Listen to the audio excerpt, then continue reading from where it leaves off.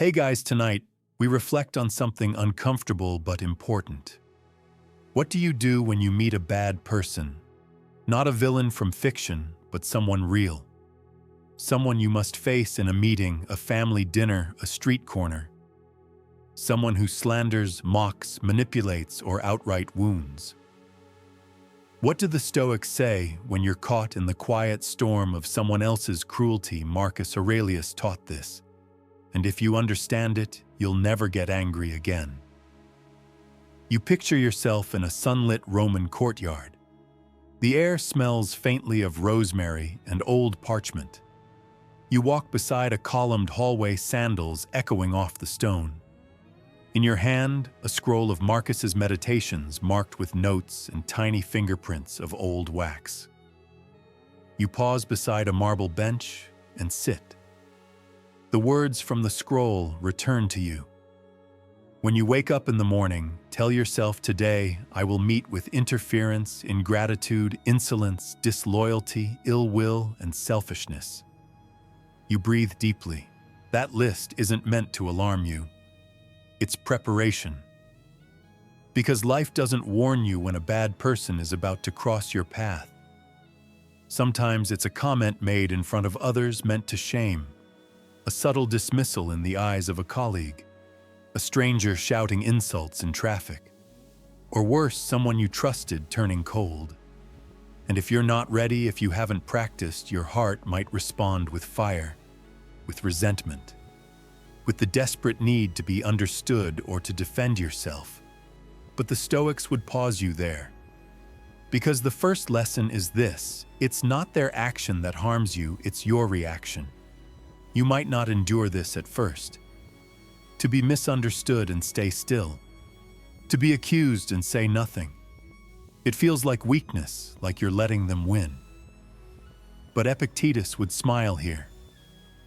Because it is not events that disturb us, but our judgments about them. So before you get comfortable, take a moment to like the video and subscribe, but only if you genuinely enjoy what I do here. And if you're watching from somewhere quiet tonight, let me know where and what time it is there. It's always calming to know how many of us are reflecting together. Now dim the lights, maybe turn on a fan for that soft background hum, and let's ease into tonight's journey together. To understand this better, let's go back to an ancient lesson from Marcus Aurelius, a man who faced betrayal, manipulation, and war not with rage, but with resolve. You remember walking through the Roman streets past shouting vendors and clattering carts. A soldier bumps your shoulder without apology. A merchant accuses you of stealing his glance. A child yells something cruel from a doorway. These aren't rare moments, they're daily life. And in every insult, you face a choice. The Stoics would say, don't rush to label. Observe first. You feel the warmth of the sun on your cheek, but a chill moves through your chest. It's the reflex, the twitch, the old habit of judgment. That man is rude. That child is ungrateful. But Marcus Aurelius reminds you, whenever you are about to find fault with someone, ask yourself the following question: what fault of mine most nearly resembles the one I am about to criticize? The world urges you to react fast, to judge instantly, to speak your truth, to win the exchange.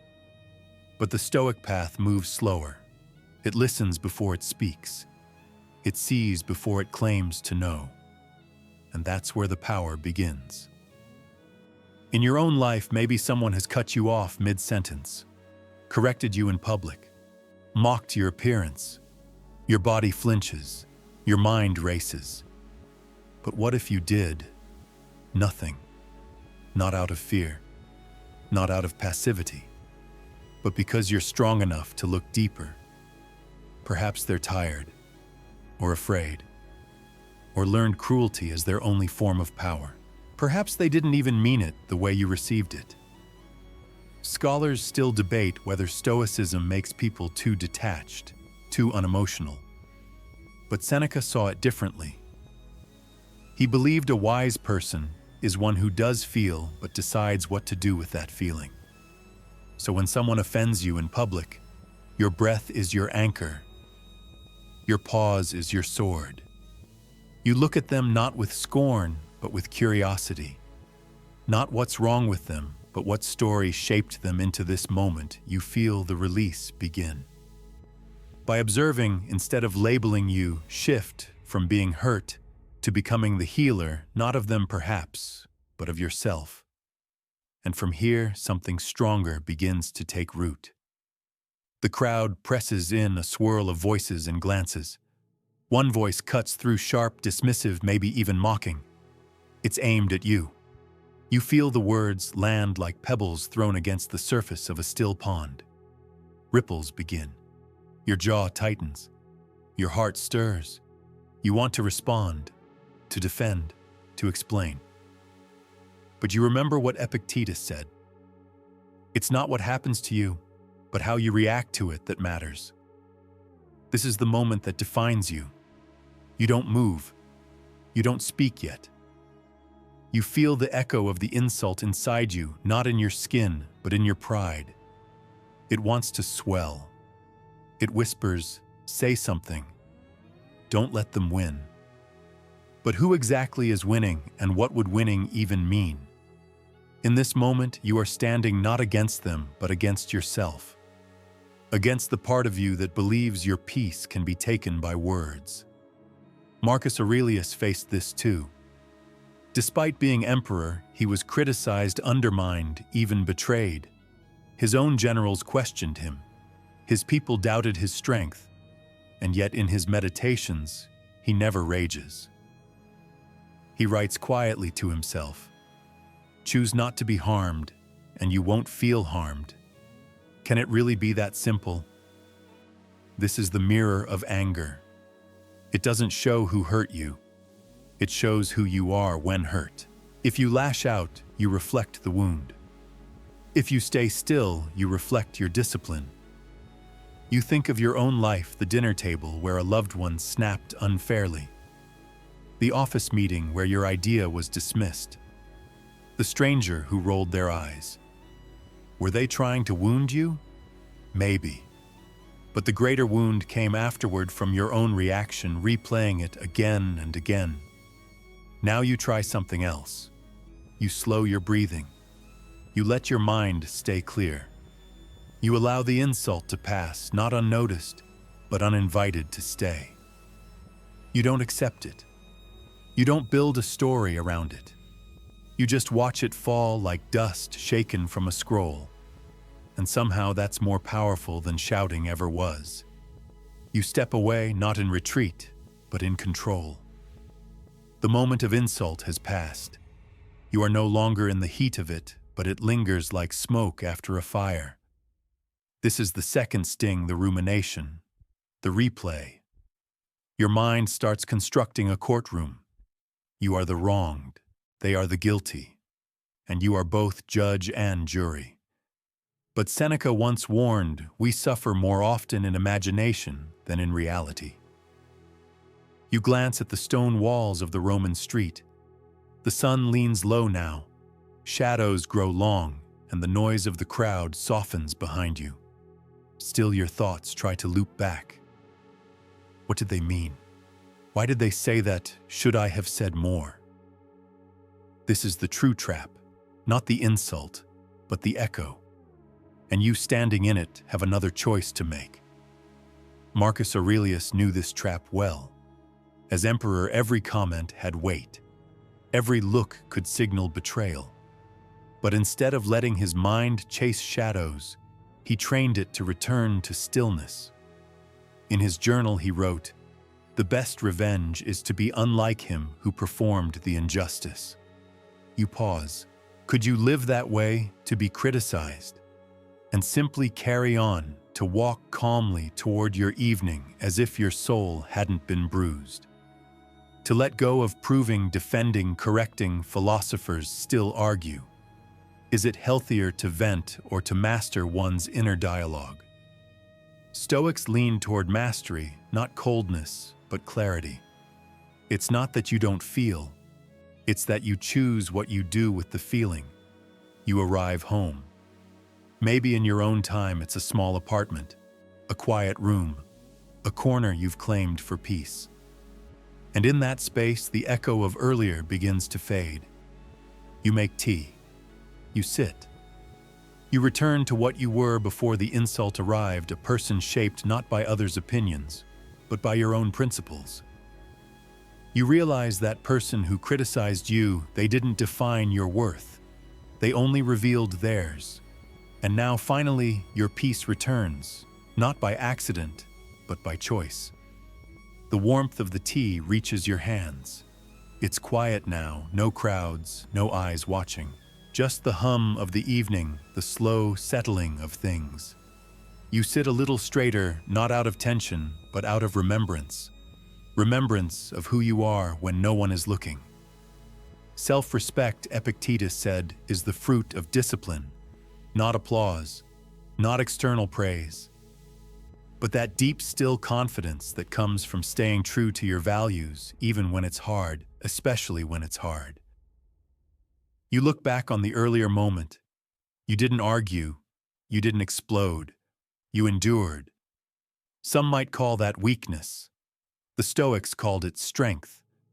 Marcus Aurelius never praised loud victories. He praised quiet victories, the kind no one sees. Rising early when the bed is warm. Forgiving when no apology comes. Refusing to be petty even when pettiness would be easy.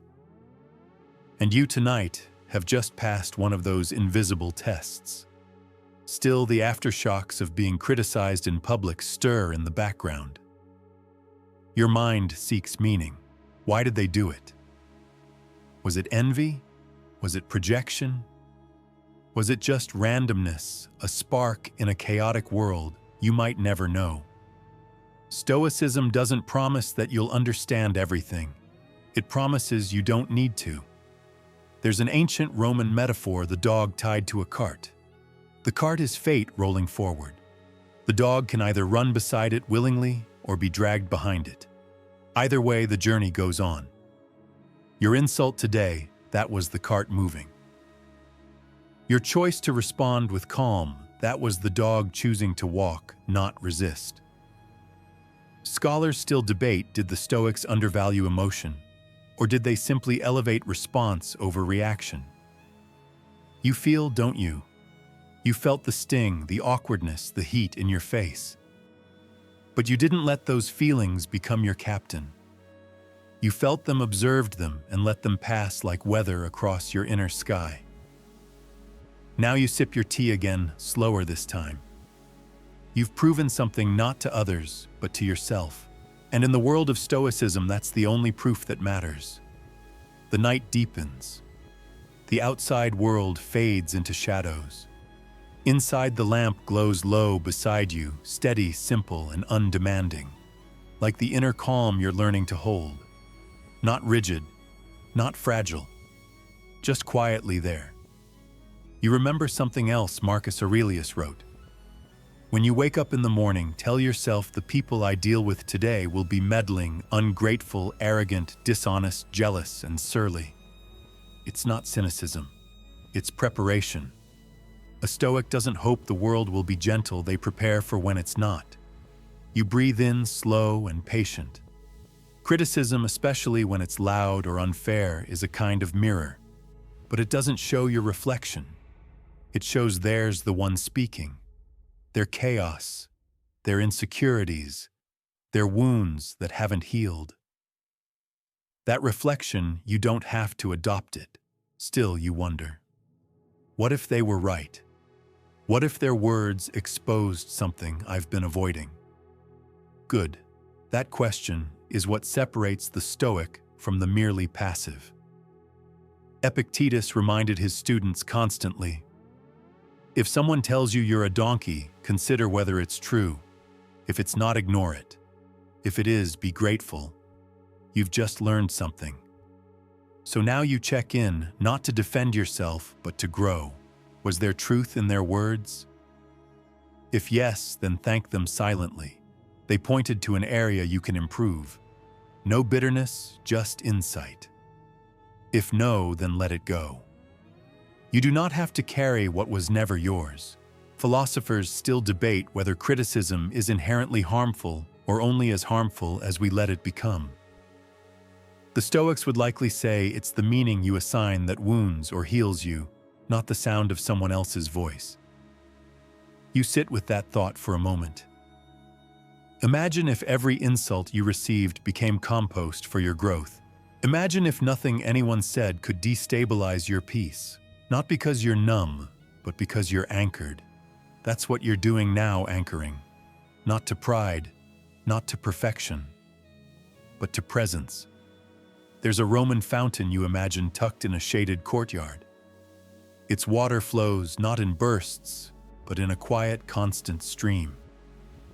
Unbothered by the dust, by the heat, by the passerby who cups a hand or knocks a stone into its basin. That fountain is your mind when you stay unmoved by praise or insult alike.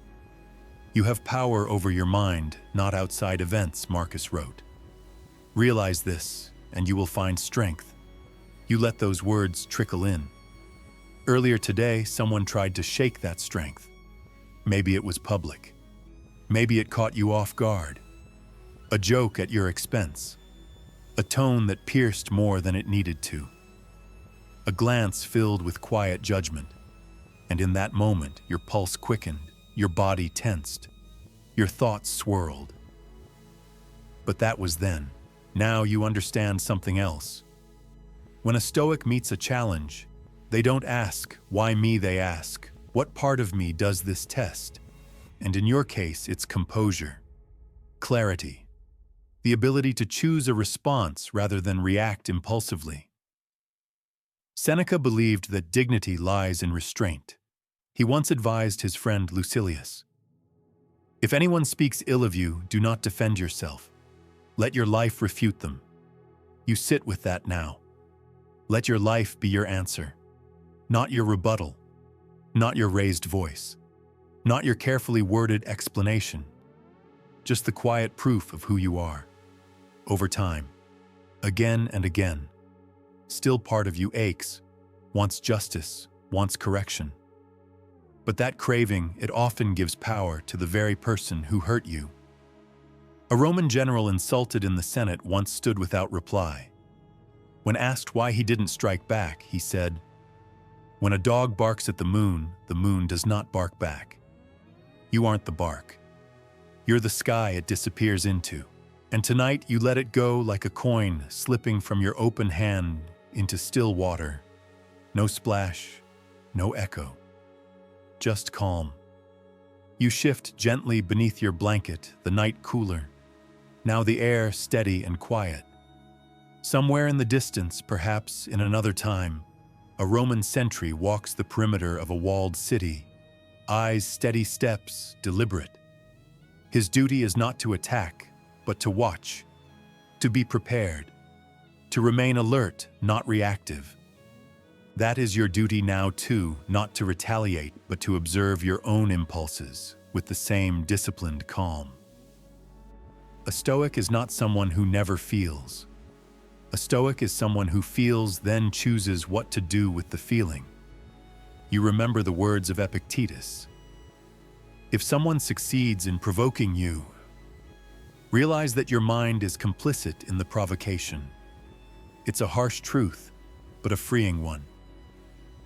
You don't get to control what others say in the market or the hallway or the comment section, but you do get to decide whether you hand over your peace in exchange for their opinion. Scholars still wonder whether Stoicism in its restraint suppresses too much, whether it asks too much of the human spirit. But Stoics would counter it doesn't ask for suppression. It asks for space, distance, a pause before the flame catches. You think back to Marcus Aurelius again, this time in his war tent, surrounded by noise, by debate, by advisors who brought more stress than strategy, and yet he sat by candlelight writing calmly. The best revenge is to be unlike him who performed the injury. There's nobility in that. To not return heat with heat, to not mirror bad behavior, To not let someone else's storm sweep you from the ground you've worked so patiently to claim. So tonight, you become like the sentry, still, clear, present. Not because there's no threat, but because you trust yourself to meet it without losing yourself. You breathe, you let the last insult dissolve like smoke, and once again you are untouched. You find your thoughts drifting not toward the person who wronged you, but toward the idea of justice itself. What does it mean really to be wronged? Is it the insult, the embarrassment, or is it the judgment you place on those moments afterward? Epictetus might lean in and ask, is it the insult that harms you or your opinion of the insult? You lie there watching that thought ripple across the surface of your mind, like sunlight across still water, and with it comes a shift. A new sense of ownership not over the world, but over your experience of the world. The Romans had a word for inner peace, ataraxia, a state of serene calm, untroubled by external storms. Not indifference, but unshakable clarity. You remember a moment from Marcus Aurelius' own life. During a military campaign in the freezing north, his commanders came to him with word that a rival general had insulted his strategy. He calls your patience weakness, they said. Your mercy a lack of discipline. Marcus didn't respond with anger. Instead, he reviewed his decisions, examined their results, and calmly said, "Let the outcome speak." And they did. His army endured. His people respected him more for his restraint than they ever would have for retaliation. You wonder now how much of your energy is wasted trying to correct what others think. How often do you pick up burdens that were never yours to carry? The Stoics teach focus on what is yours. And what is yours? Your choices, your virtues, your actions, not someone else's misunderstanding of them. This is the lesson. Let your name be judged if it must, but let your character remain unbent. Tonight you protect that character not with walls, but with calm. Because true strength isn't loud, it's silent, rooted, unbothered. You drift further into the quiet, no longer haunted by the words of others.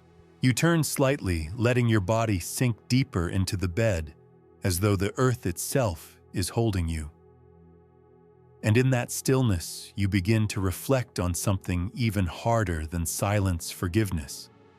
Not the kind that excuses, not the kind that forgets, but the kind that sets you free. There's a passage from Seneca that returns to you now, soft, almost whisper-like. The wise man is safe from all external injuries. He can be injured, but he cannot be harmed. You sit with that. Injury is inevitable. Harm is optional.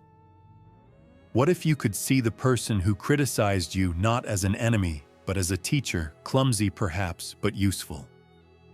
What if that moment of public embarrassment, of undeserved blame, was the universe offering you an invitation to grow in calm rather than collapse in anger?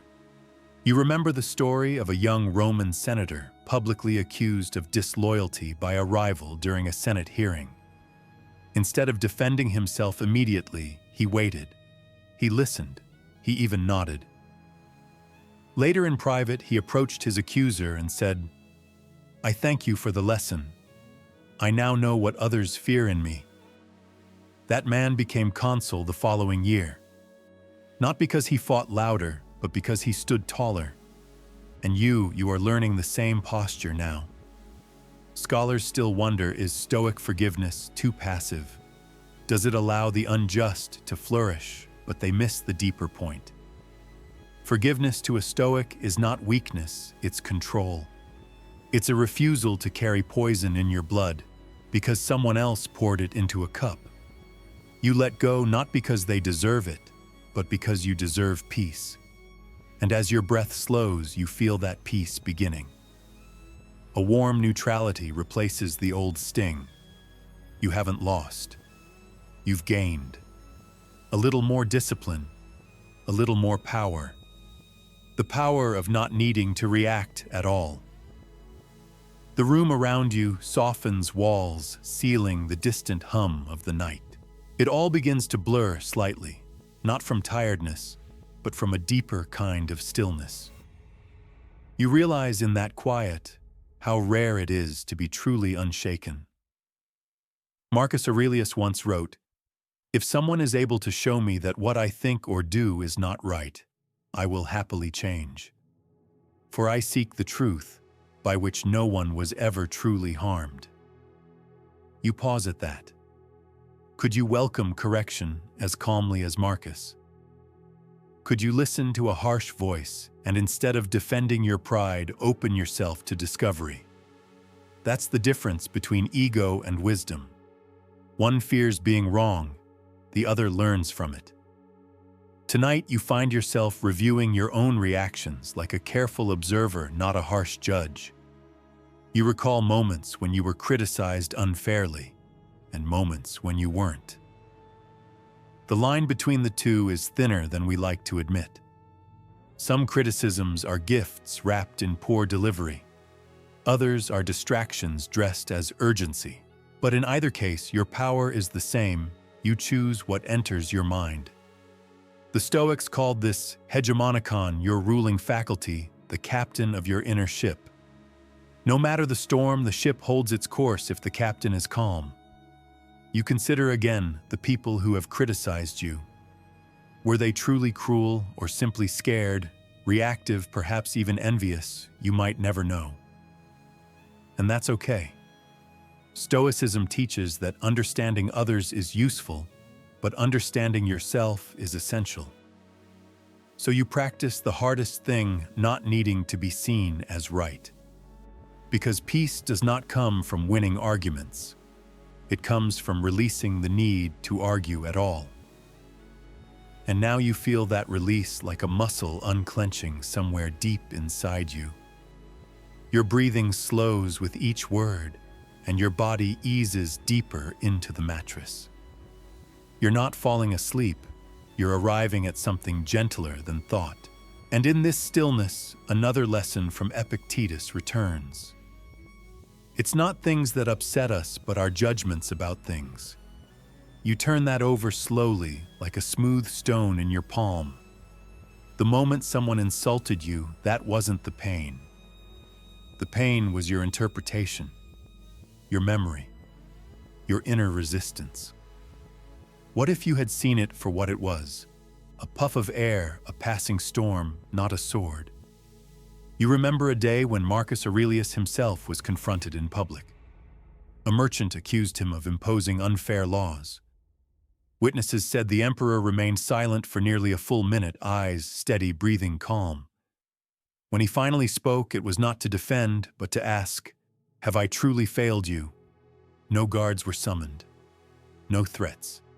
Just presence. That's what Stoic power looks like. Not sharp, not loud, just still. You begin to notice this in yourself now, that when someone says something cruel, your first reaction doesn't need to be defense. It can be inquiry, curiosity, stillness. You can ask, "Is this true?" And if it is, you learn. And if it isn't, you move on. You wonder, as philosophers often have, why do we fear disapproval so deeply? What is it we believe we're losing? Respect, reputation, control. But all of those are external. And the Stoics remind you nothing external truly belongs to you. Only your reason, your will, your character, those are yours. And they cannot be taken, only surrendered. Tonight you choose to hold them close, to protect your serenity the way others might guard gold. Because what belongs to you is who you choose to be when no one is watching. The quiet deepens now, not just around you, but inside you. It's like walking through a marble courtyard just before sunrise. The fountains are still. The birds haven't started yet. And you standing alone are not lonely. You are whole. And in that wholeness, another memory returns. Seneca once advised, "A wise man is indifferent to everything which he cannot control." At first glance, that may sound cold, indifferent. But the Stoic sense of the word is not apathy. It's presence without possessiveness. You recall a moment when someone spoke ill of you, perhaps recently. Their words echoed in your head longer than they should have. Not because of their truth, but because of your attachment to reputation. You wanted to be liked. You wanted to be seen in a certain light. That's natural. But Stoicism invites you to look beyond what's natural, to what's possible.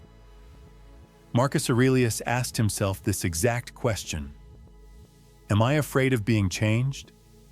But what can happen without change? So instead of fearing criticism, he welcomed it as a sculptor welcomes the chisel.